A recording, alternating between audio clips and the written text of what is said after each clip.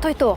Restauracija Kult 316, kulinarika in turizem. No, in tu nas čakajo študentje Biotehniškega izobraževalnega centra s svojo profesorico, da nam pokažejo, kako lahko pripravimo perutnino in pa goveje meso. Upam, da ste lačni. Pozdravljeni! Dober dan, dobrodošli pri nas. Predvsem sem prišla, da se naučimo nekaj več o pripravi mesa. Namreč poznavanje mesa je zelo, zelo pomembno za vsakega kuharja. Tako je. Kuhar, ki pozna meso, natančno ve, kateri kos bo najboljši za neko določeno jed. Na kaj pa moramo biti pozorni pri izbiri mesa? Pri izbiri mesa gledamo na svežino, da je meso prijetne sveže barve. Rada bi pa poudarila, da je vsak kos mesa primeren za pripravo neke jedi. Kakšne jedi pa lahko recimo pripravimo iz takih kosov, ki ste jih izbrali? Za te vrste mesa, ki imajo več vezivnega tkiva, bomo vedno uporabljali mokri postopek. To se pravi, da bo postopek daljši, da bo meso v vlažnem okolju in da se to skozi dolgo toplotno obdelavo te vezivna tkiva zmehčajo in potem bomo dobili sočno meso. To mehko meso, ki nima maščobnih ali pa vezivnih tkiv oziroma jih ima zelo malo, bo pa zelo hitro pripravljeno. Bomo pa to s suhimi postopki, se pravi s pečenjem.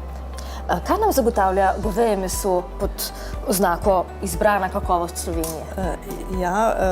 Ta oznaka nam pove, da je to meso boljše kvalitete, da je vzrejeno in predelano na predpisan način, na kontroliran način, da je to meso slovenskega porekla in da je zagotovljena transparentnost oziroma sledljivost od pridelave do končnega potrošnika. Kako pa lahko še dodatno mehčamo meso? Mehčamo jih tako, da jih pač hranimo v primernem okolju, v hladnem okolju, s tem meso zori.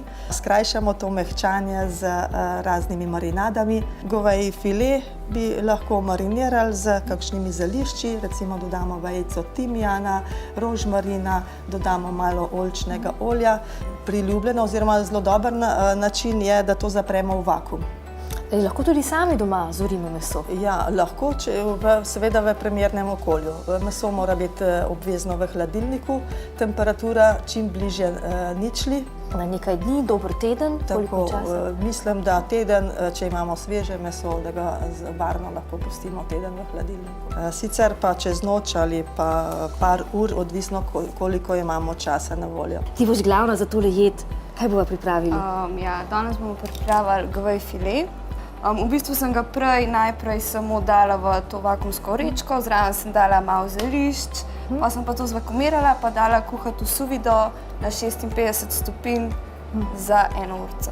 Kako je z maščobo? Počakamo, da se dobro pregreje? Tako je, ker smo ga prej kuhali, je v bistvu meso že kuhano in v bistvu ga ne rabimo toplotno več tako obdelati. Koliko časa pa pečemo take kose mesa? Takšne kose mesa, tam nekje 2-3 minutke največ. In zdaj moj najljubši trenutek. In zraven nekaj preproste zelenjave. Jaz lahko poskusim? Seveda. Ampak tole me zanima. Naša glavna zvezda. In kakšen se vam zdi? Izvrstno. Tudi Alja hodi tule v drugi letnik na Bicu in meso je kar pomembno poglavje. Ja, kar nekaj časa posvetimo temu. Meso se prereže pravokotno na mišična vlakna, ker se potem meso tudi prej zmehča.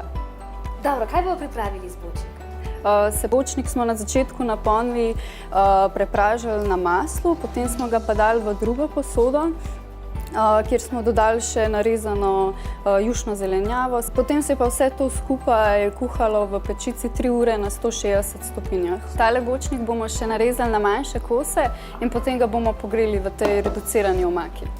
To je trik.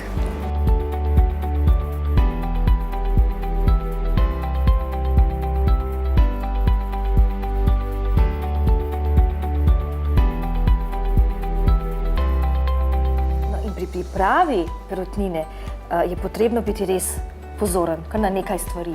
Tako, tukaj je zelo pomembno higiensko ravnanje. Takrat, ko delamo z perutninskim mesom, uporabljamo desko samo za perutnino, nož uporabljamo tudi samo za surovo meso, potem to temeljito očistimo. Pri toplotni obdelavi pa vedno meso, da je varno, ga prepečemo oziroma mora biti središčna temperatura nad 70 stopinj. Pečemo jo pa samo toliko, kot je res potrebno. To je mogoče zelo dobro, če imamo pri roki termometer, da ugotovimo, kdaj je tista temperatura dosežena in takrat takoj končamo s toplotno obdelavo, ker sploh ti pusti, bele kosi mesa so zelo hitro suhi. Pri kakšni temperaturi pečemo perutnino? Ja, pečemo lahko pri višji temperaturi, ker običajno želimo zapečeno skorico, tako da pečemo tam okoli 180 stopinj. Kateri kosi piščanca so pa ponavadi najboljši? Če mene vprašate, bi bolj prisegala na stegno, na perutničke, medtem ko mnogi imajo radi prsni del oziroma piščančji file. Kaj pa je pomembno vedeti pri nakupu piščančjega mesa? Na kaj moramo biti pozorni? Ja, zdaj je odvisno, ali kupujemo celega piščanca, takrat je piščanec v vrečki, embaliran, tako da lahko gledamo rok trajanja, lahko gledamo proizvajalca. Sicer pa dobimo tudi konfekcionirano meso, se pravi pripravljene posamezne kose za uporabo. Tukaj pred sabo imamo razsek piščanca, imamo prsni del s kožo ali brez, potem imamo bedra, perutničke, no in pa hrbtni del, pa končki perutnic. Hrbtni del uporabljamo za pripravo osnov za zalivanje omak ali drugih jedi, perutničke lahko spečemo na žaru, lahko jih ocvremo. Piščančji file uporabljamo za različne pečene, ocvrte fileje. Bedra lahko tudi pečemo, nadevamo, cvremo.